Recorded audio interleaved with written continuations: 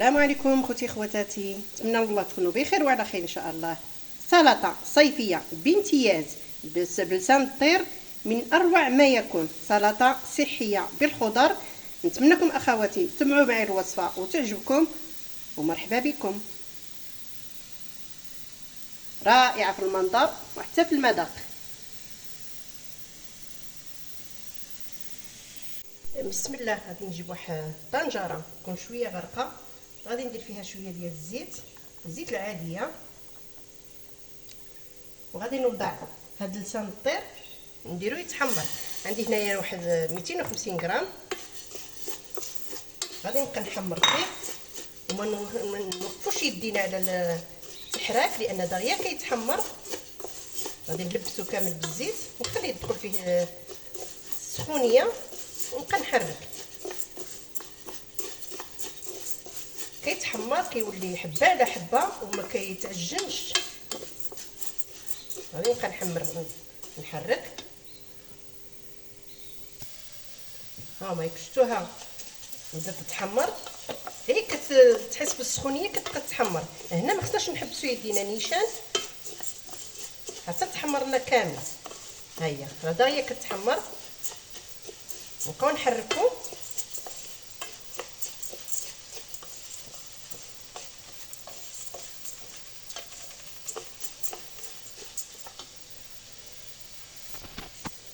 صافي كي كنشوفوها تحمرت وكتطلق واحد الرائحه رائعه. هذه هي اللي كتعطينا البنه. هاد التحمر كيعطينا البنه في السلطه. صافي ملي كتحمر كنجيب واحد الكميه ديال الماء غادي نمرق، وعندكم وجهكم ندير غير شويه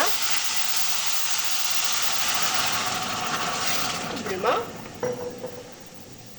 غادي ندير شويه ديال الملحه،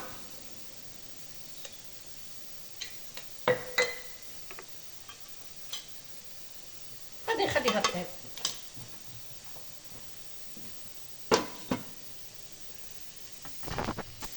من خليت لسان الطير يطيب جبت واحد المقيله شويه تكون غارقه، غادي ندير فيها شويه ديال الزيت العاديه، وغادي ندير معاها واحد المعلقه ديال الزبده. غادي نخليهم نشحرهم.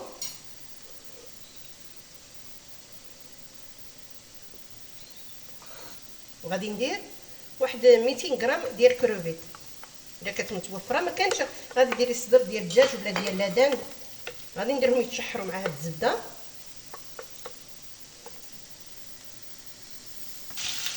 من بعد ما يتشحروا لنا مزيان غادي نحيدهم.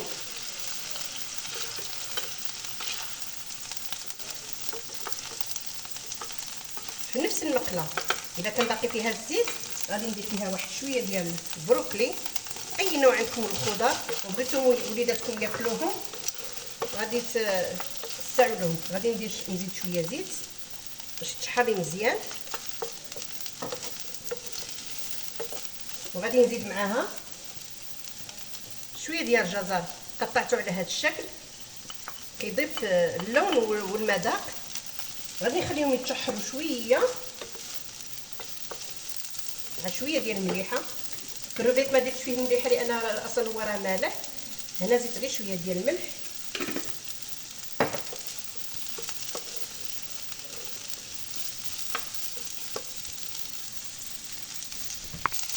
عندي هنا شويه ديال داك المريقه ديال لسان الطير نقصتها منها باش غير طيب لي شويه هنا البروكلي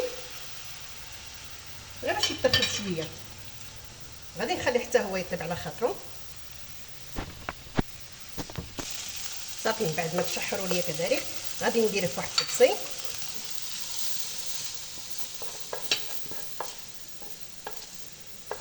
ونفس المقدار كذلك. غادي نزيد فيها شويه ديال الزويته،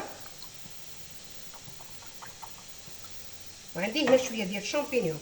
كان عندك الشامبينيون طري غادي ديريه. انا درت هذا بعد ما سلقته ونقيته من داك التراب وداك الشوائب ديالو قطعته طريفات، ولا تقدري ديري المعلب ولا ديري داك الطري. غادي نشحرو حتى هو بشويه زيت.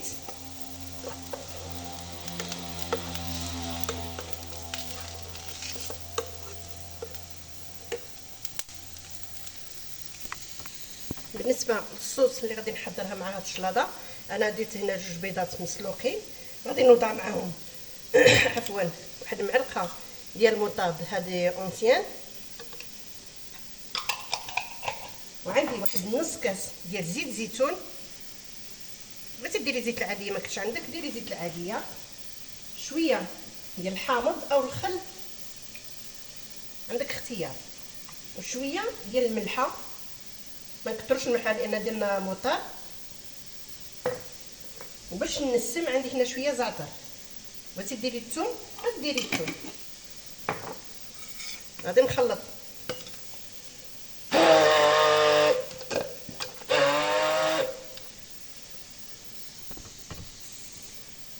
كتجينا على هذا الشكل. بقى لينا دابا غير نصاوبوا الشلاضه ديالنا.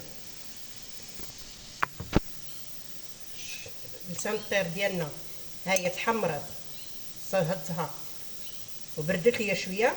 غادي نضيف لها اللي قليتهم قبيله، هذا البروكلي مع الجزر، كروفيت غادي نخلي شي حبات تزيين. درت هنا واحد العلبه ديال الذره الا كانت متوفره، اي حاجه عندك زايده كديريها في الشلاضه غادي تزيديها. غادي نزيد شامبينيون، وهذه سبق لي اخواتي باش ما نضيعش الوقت قليتها فلفله الوان خضراء حمراء صفراء حتى هي قليتها في شويه ديال الزيت.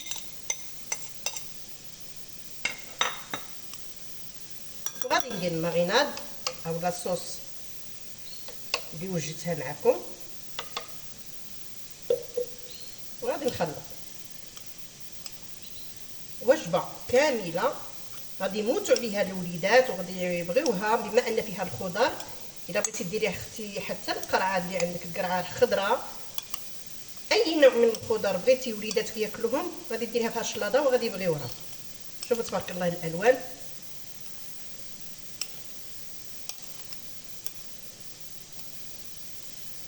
صافي مبقى غير نديرها في طبق التقديم ونتلاقاو ان شاء الله. السلطه ديالنا ها هي واجده بلسان الطير. سلطه انصحكم اخواتي توجدوها اللومجه او الخرجات، اليوم راه سخن الحال، خرجيها الخرجات مع وليداتك. سلطه صيفيه بامتياز. نتمنى اخواتي يعجبكم الفيديو وما تبخلوش عليا بلايكاتكم وتعليقاتكم، وبالصحه والراحه.